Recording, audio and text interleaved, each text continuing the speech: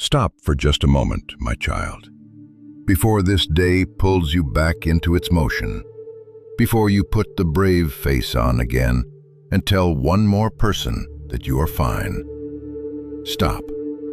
Come and sit with me a little while. There is nothing you have to perform here, no one you have to convince. It is only you and me in this quiet. And I have something I have been waiting a long time to say to you. You did not arrive at these words by chance. I know it feels like you simply happened upon them while your thumb kept moving, while you tried to fill the ache with a little noise. But I brought you here. Something in you has been crying out for a voice that would not give you a tidy answer and move on. A voice that would sit with you in the long, unanswered place where you have been living. So stay. Do not get up just yet. What I want to say can change the way you carry this waiting. And the way you wake into tomorrow, still carrying it. I know what you are waiting for, my child. I know the prayer. I know it because I have heard it from you more times than you could count. You have prayed it so many times that the words have worn smooth in your mouth, like a stone carried in a pocket for years. There was a season when you prayed it with fire, with tears, certain the answer was just around the next bend. And lately, if you are honest, you can barely bring yourself to say it again, because saying it again means hoping again. And hoping again means risking one more morning where nothing has changed. I was there for every one of those prayers. Not one of them fell to the ground. Not one of them went unheard. I gathered every single one. I have watched you count the years, the quiet anniversaries no one else marks. Another birthday with the thing still missing. Another new year begun with the same empty place at the center of your life. You watch the calendar turn, and each turning is not just a date to you. It is another year added to the waiting. Another year of the answer not coming. And the weight of all those years has begun to press on you in a way that is hard to put into words. And I saw the moment that nearly broke you. The moment someone else received the very thing you have been begging me for. You saw the announcement, the photograph, the good news that was theirs and not yours. And you smiled, and you meant it, because you do love them. But underneath the smile, something in you quietly came apart. Because there it was, the thing you have prayed for through so many long nights, handed to someone else, as though it were an easy thing. While you are still standing here with empty hands and a worn, smooth prayer. You went somewhere private afterward, and you let yourself feel it. And you were ashamed of the feeling, and you told no one. But I was with you in that private place. I saw the grief you would not let anyone else see, and I did not think less of you for it. I held you in it. And I have heard the things people say to you, the ones who do not know what else to offer. Just be patient. Everything happens for a reason. Maybe if you tried this, or stopped worrying about that, or had a little more faith. I know how those words land on a heart that has already waited so long. How they can feel like salt in an open place, even when they are kindly meant. I am not asking you to wait the way they tell you to wait. I am asking you to wait with me, the one who actually knows the full shape of what you are carrying, who will never reduce your years of longing to a tidy little saying and then move on with the day. And I have watched the small, secret ritual of your hope, the one you would be almost embarrassed to admit. The way you still check, even now, even after all this time. The way a part of you leaps every time the phone lights up, every time there is news, every time the calendar turns to a season when it might finally be different. And then the slow sinking when it is not. You have ridden that rise and fall so many times that you have begun to dread your own hope, because the higher it climbs, the farther it has to fall. I have watched you try to stop hoping altogether, just to stop the falling. I have seen the deep exhaustion of a heart that has been lifted up and set back down more times than it knows how to bear. And I have heard the bargains too, my child. The prayers where you offered me anything, everything, if only I would answer. The promises you made me in the dark. The deals you tried to strike to move my hand. I was not offended by them. I understood them for exactly what they were.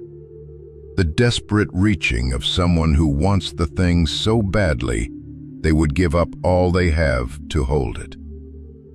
But hear me gently. You do not have to earn the answer from me with bargains. I am not a God who must be bought, or argued into kindness, or persuaded to care. I am your Father. What I do out of love, not out of a deal. And you could never make me love you more than I already do tonight. And I have seen what the waiting has done to your hope, my child. This is the part that grieves me most. You used to come to me with your hands wide open, expecting. Now you come, if you come at all, with your hands half closed, bracing yourself. You have started to guard your own heart against me, not because you stopped believing I can, but because you cannot bear the thought of one more disappointment landing on a heart already worn thin. So you have begun to expect less, to ask for less, to want less out loud, because wanting it out loud and not receiving it has hurt too many times. You think you are protecting yourself, but what is really happening is that the waiting is slowly teaching you to stop hoping. And I will not let that lie go unanswered tonight. And underneath all of it, in the place you have shown to no one, lives the cruelest question of all, the one that comes at 3 in the morning. What did I do wrong? Is this my fault? Did I not pray hard enough, or believe well enough? Or am I being punished for something? Why does everyone else seem to receive, and I am left waiting? Have you forgotten me? Did my prayer get lost somewhere on its way to you? Hear me now, my child, and let this be the first thing you hold tonight. I have not forgotten you. I could not forget you if all the ages of the world passed away. Your name is written on the palms of my hands. Your waiting is not a sign of my absence, and it is not a punishment. And it is not because your prayer was too small or your faith too weak. Your prayer did not get lost. I have every one of them.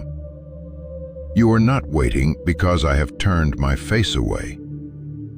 You are not waiting alone either.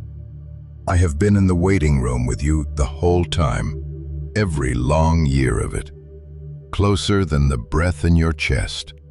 And let me say this plainly, because the lie has dug in so deep. The length of your wait is not a measure of how little I care for you. Some of the people I have loved most in all of history waited the longest.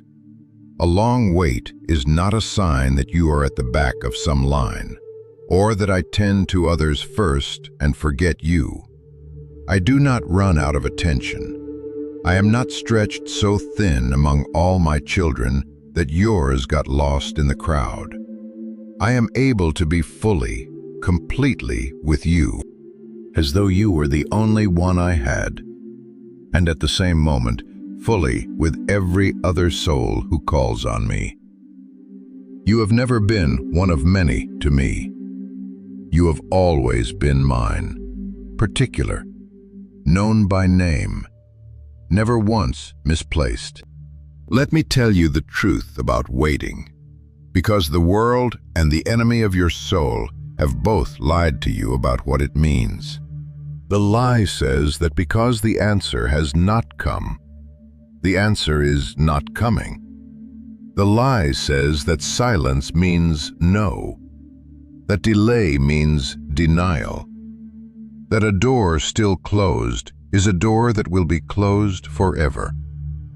But delay is not denial, my child. A thing that has not happened yet is not the same as a thing that will never happen. You have been reading my silence as a verdict, when it has never once been a verdict. It has been a timing. And my timing is not the cruelty you have feared it to be. It is the work of a Father who can see the whole of your life, beginning to end, and is arranging things you cannot yet see. Long ago, I spoke to a man who was struggling to understand my timing, a man named Habakkuk, who could not make sense of why I was waiting to act. And I gave him an answer I want you to hear as though I am saying it directly to you tonight, because I am. I said, "For the vision is yet for an appointed time, but at the end it shall speak, and not lie. Though it tarry, wait for it, because it will surely come. It will not tarry." Hear what I am telling you, my child. There is an appointed time. The thing you are waiting for is not floating in some empty void where I have forgotten it. It is set within a time that I have appointed, a time I can see and you cannot. Though it tarry, I said, I know it tarries. I know it feels slow to the point of breaking you, but hear the rest. Wait for it, because it will surely come. It will not tarry. From inside the waiting, it feels endless. From where I stand, it is right on time. I am not slow the way you count slowness. I am working to an appointed hour, and not 1 second of your waiting has been wasted or forgotten. Let those 2 words settle into you, my child. Appointed time. Not random. Not forgotten. Not lost in some heavenly backlog. Appointed. The thing you long for has a time attached to it that I myself have set, with all my wisdom and all my love for you folded into the choosing of it.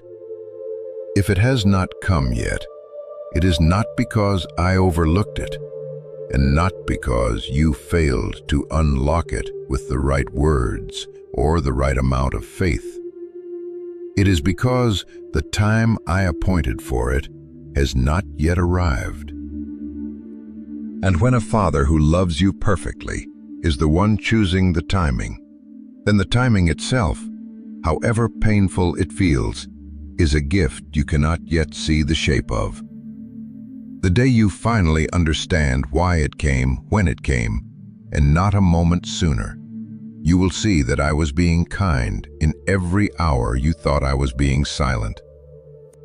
If you have ever doubted that I keep an appointed time, even when it looks impossible, even when it looks far too late, let me tell you about a man and a woman who waited longer than you have and were not forgotten. Think of Abraham and Sarah. I came to Abraham when he was 75 years old, and I made him a promise. A son, a future, descendants like the stars. And then, my child, he waited, not a year, not 5. He waited 25 years.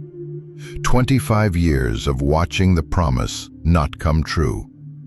25 years of Sarah's body growing older, and the door to that dream seeming to close a little more with every passing season. They grew so old that the promise became, by every human measure, laughable. And in fact, when I came again and told Abraham the son was coming, he fell on his face and laughed, because he was nearly 100 years old, and Sarah was 90, and the thing I was promising was no longer merely delayed. It was, to every eye in the world, impossible. But hear what my own word records. At the set time of which I had spoken, Sarah conceived and bore him a son. The set time, the appointed time. After 25 years of waiting, after the laughter of disbelief, after the dream looked dead and buried by old age, the son came, exactly when I had said he would. They named him Isaac, which means laughter, because the God who had heard their disbelieving laughter turned it into the laughter of joy. And I will tell you something honest about those long years, my child, because it speaks to a temptation I can feel rising in you. Somewhere in the middle of that 25-year wait, Abraham and Sarah grew so weary of waiting on me that they decided to help my promise along by their own hand. They could not see how I would ever do it, so they tried to force it into being on their own timeline, in their own way. And it did not bring them the peace they were reaching for. It brought heartache and division into their household that lingered for years. I tell you this not to shame them, and not to shame you, but because I know how strong the urge has grown in you to stop waiting and simply make it happen yourself, to seize the thing by force, because the long wait has worn you down to the bone. Hear me. The thing I give at the appointed time is far better than the thing you grasp ahead of time out of exhaustion. Do not let your weariness push you into forcing what only I can rightly give. Trust the slower, surer hand. And understand this about the long, quiet middle of your wait. The part where you look around and see nothing changing. When you see nothing happening, I am not doing nothing. A seed buried in the ground looks, to anyone watching the surface, like nothing at all is happening for a long and silent season. But underneath the soil, out of all sight, the roots are taking hold.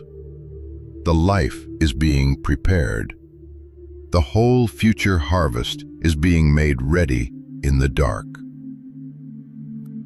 The stillness you see on the surface of your waiting is not the absence of my work. It is the cover over my work. I am doing, in the unseen, the very thing that will one day break up into the seen in due season. Now hear me very carefully, my child, because I will not lie to you the way the world lies. I am not telling you to circle a date on your calendar and expect the precise thing you have asked for to arrive by a certain morning. That is not a promise. That is a trap. And I do not deal in traps. What I am telling you is the truth about who I am.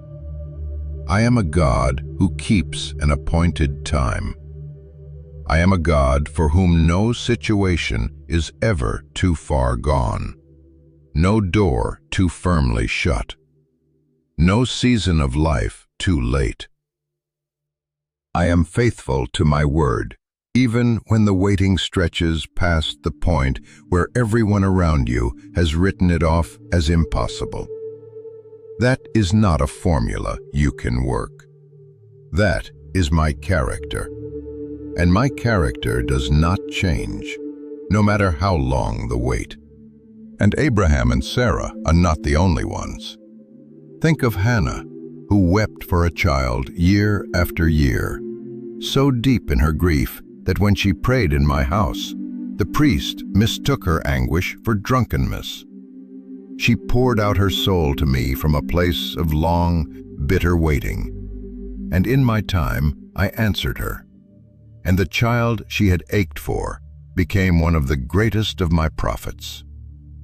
Think of old Simeon, who waited his entire life to see the one I had promised, and held on, and did not give up. And in his final years, I let him hold the very hope of the world in his own arms. I have a long, unbroken history of meeting people at the far end of a wait they thought would never end. You are not the exception to that. You are the next chapter of it. If these words are reaching something in you, my child, do not let them slip away into the noise of the day. Stay with me a little longer. And if it would steady you to hear my voice like this again, on the next hard night when the waiting feels heavy, you can follow along, so that you do not have to go searching for it alone. I am not asking you for anything. I am only inviting you to keep this nearness close, because the wait is not over yet, and I want my voice within your reach for the rest of it. Now let me come close to the deepest weariness in you, the one that asks not only when, but how. How do I keep going? How do I keep getting up each morning to a life where the central prayer is still unanswered? Where do I find the strength to wait even one more day? You find it in me, my child, because I do not only promise to answer in the end, I promise to hold you in the middle. Long ago I said, through the psalmist who knew waiting better than most, "Wait on the Lord, be of good courage, and he shall strengthen thine heart." Wait, I say, on the Lord. Do you hear what I tucked into the very center of that? He shall strengthen thine heart. I did not say, wait, and white-knuckle it alone until I get around to you. I said, wait on me, and as you wait, I myself will be the strength inside your chest. The waiting is not a stretch of road I make you walk by yourself while I watch from the finish line. I am in it with you, holding up the heart that would otherwise have given out years ago. The fact that you are still here, still breathing, still able to hope even a little after all this time, is not your strength alone. It is mine, holding you up from the inside. I have been strengthening your heart this whole time, and you did not even know it was me. Think of how many mornings you were certain you could not face another day of the same unanswered prayer. And yet you rose, and you faced it. You called that just getting through, but it was me, carrying you when your own legs had given out.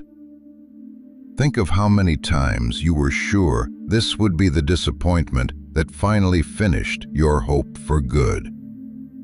And somehow, a few days later, a small ember of it was still glowing in you. You did not keep that ember alive by your own willpower. I cupped my hands around it and kept it from going out. The weight has felt like you barely surviving it.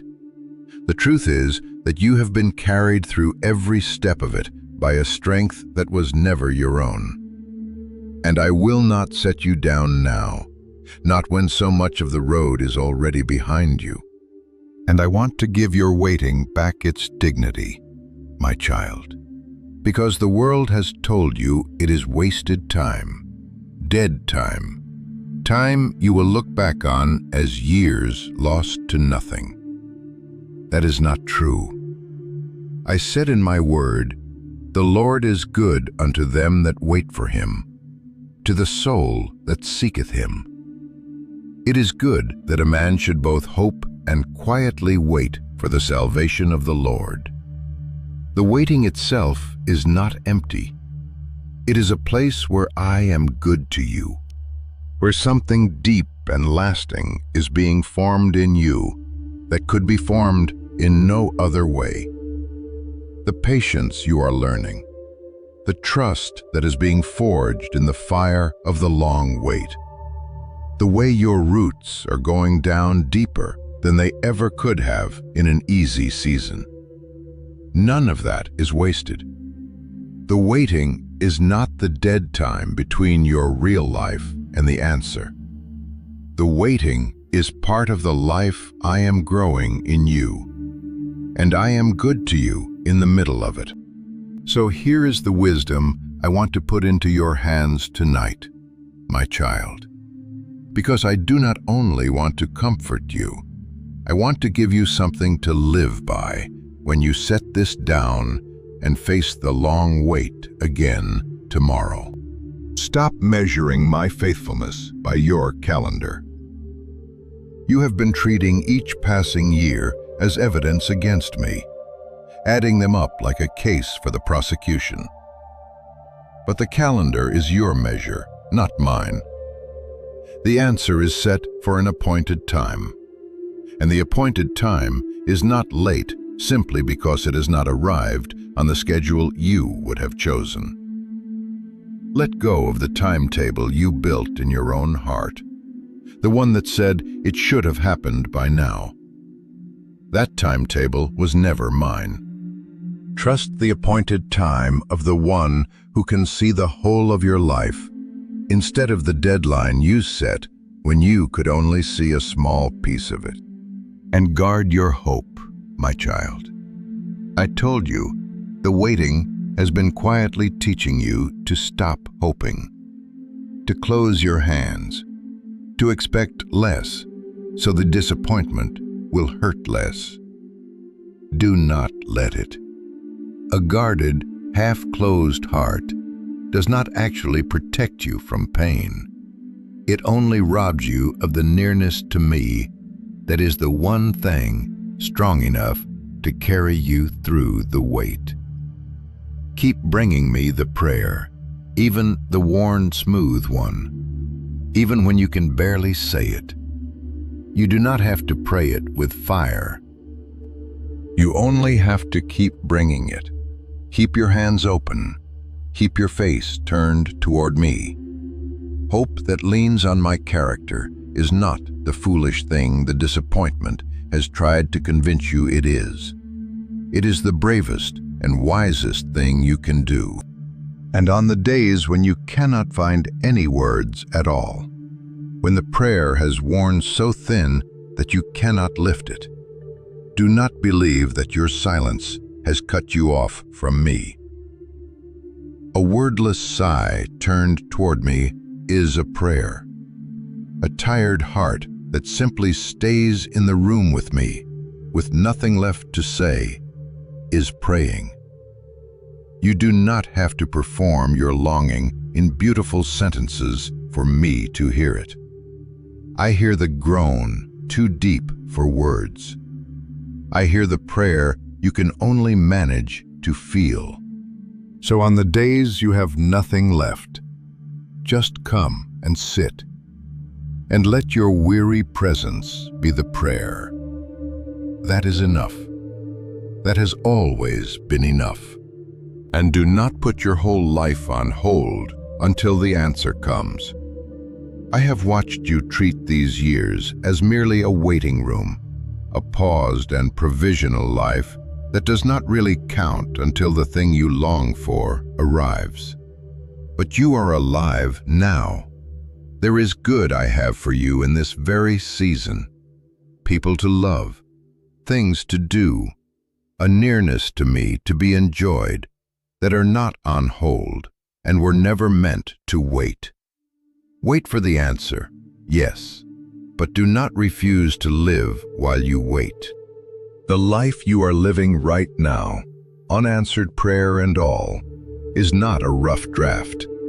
It is your one precious life, and I am in it with you today, not only in the someday when the answer comes. And learn to see the small mercies I am placing in front of you, even now, my child, in the very middle of the unanswered prayer. The long waiting has trained your eyes to see only the one thing missing, until that single absence fills your whole sky and blots out everything else I am doing for you. But I have not left you with nothing while you wait. There is bread on your table today. There is breath in your body and another morning of light. There are people who love you, and small kindnesses I send across your path that you have stopped noticing, because your gaze is fixed so hard on the one thing not yet given. I am not asking you to pretend the longing away or to be grateful for the absence itself. I am only asking you to lift your eyes from time to time and notice that I have been good to you in 100 quiet ways, even through the years of waiting. A heart that can see those mercies waits with far less bitterness than a heart that can see only the lack. And I want to spare you the bitterness, because it would poison the very season I am trying to carry you through. And do not wait alone, my child. The silence and the shame have told you to carry this by yourself, to keep the smile fixed and the longing buried, to let no one near the tender place. But I did not make you to wait in isolation. I placed people around you on purpose. There are those who would not flinch if you let them see the real weight of your wait. There is a gathering of my people, a church meant to carry one another's burdens. Let one safe person in. Let someone pray the prayer alongside you, so that on the days you cannot lift it yourself, another set of hands is holding it up to me. You were never meant to do the waiting with no one beside you. There is one more thing I would have you hear, the deepest comfort of all, and I have saved it for last.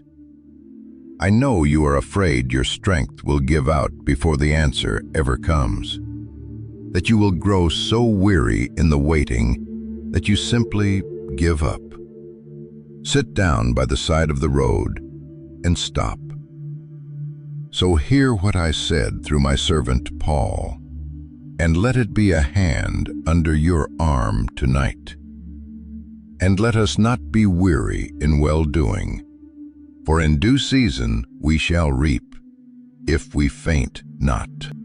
In due season, there it is again, the appointed time, the harvest that comes when the season is right and not before.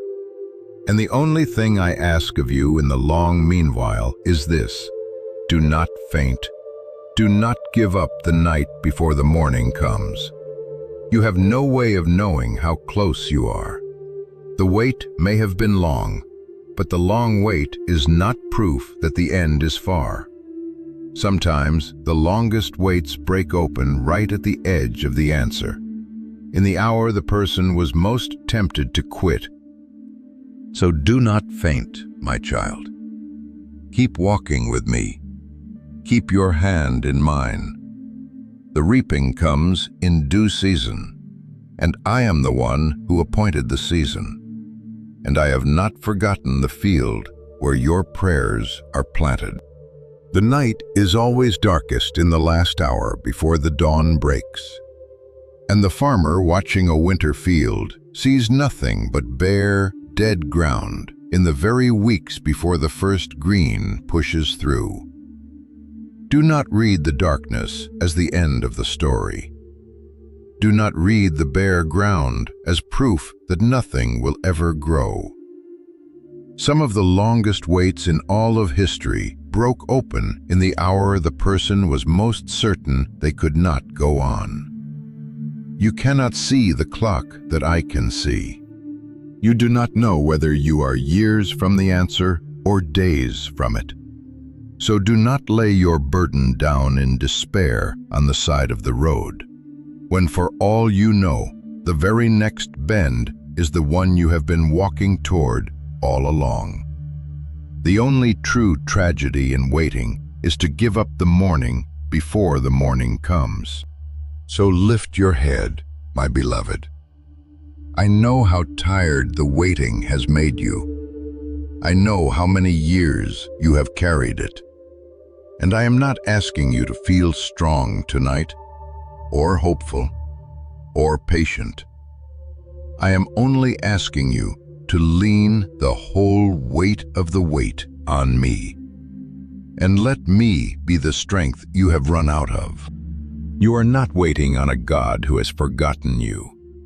You are waiting on a God who keeps an appointed time, who was faithful to Abraham at 100 years old and to Sarah at 90, who answered Hannah's tears and held Simeon's lifelong hope, and who has gathered every prayer you ever prayed and lost none of them. Your wait is not empty. I am good to you in the middle of it.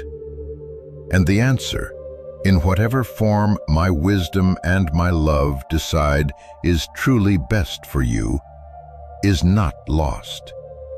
It is held by me for an appointed time. So wait, my child, not with clenched fists and a guarded heart, but with your hand in mine and your face turned toward the dawn. Keep bringing me the worn, smooth prayer. Do not grow weary, do not faint, and do not, for one moment, believe the lie that the long silence means I have stopped loving you, because I have never, for 1 second, stopped. Rest now. Put the counting down. Put the calendar down. Put the long ache of the wait down, just for tonight. And let it be enough that you are held and seen and not forgotten and deeply, unshakably loved. You do not have to make the answer come tonight. You do not have to figure out the timing or fix your own hope or carry the weight 1 more inch by your own strength. You only have to let yourself be held for these few hours by the one who has been holding you all along, even in the years you felt most alone. Lay it all at my feet. I am strong enough for the part of the weight you cannot carry.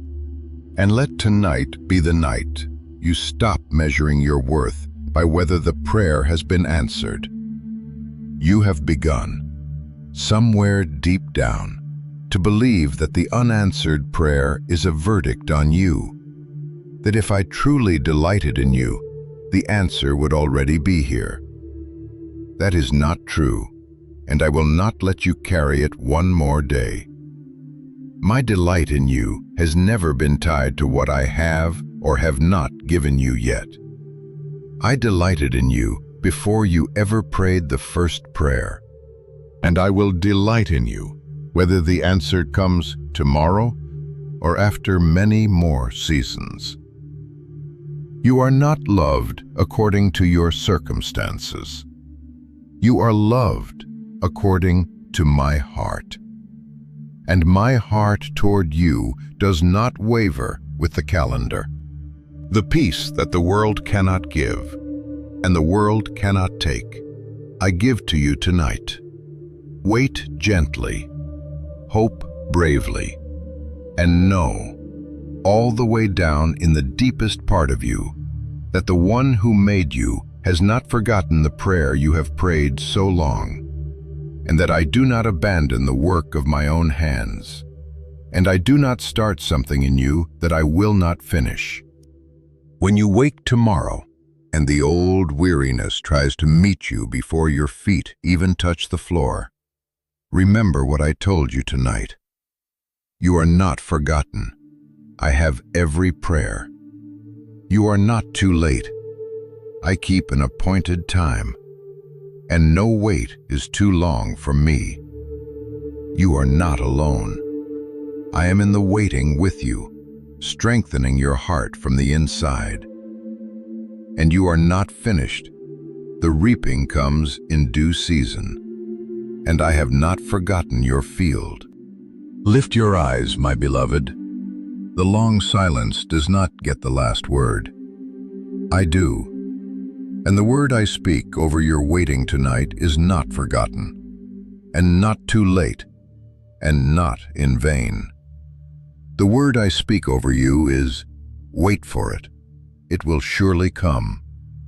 Rest in that, my child. I am with you. I am with you. I am with you.